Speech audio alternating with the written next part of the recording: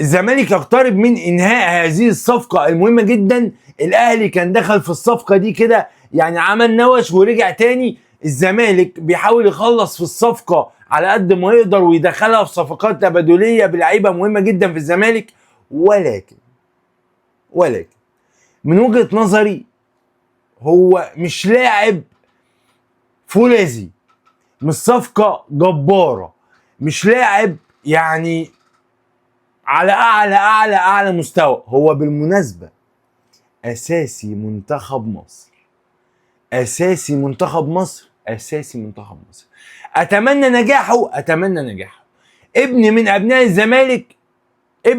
الزمالك. الصفقه هي احمد عيد، كان بتاعنا قبل كده ولكن سيبناه ببلاش فراجعين ناخده بملايين الملايين دلوقتي. احمد عيد، هل صفقه تضيف لنادي الزمالك ولا لا؟ اتمنى. وجهة نظر في الكومنتات، واللايك مهم جدا عند الفيديو، فولو او متابعه مهم جدا لما تشوفني، والشير مهم جدا. سلام.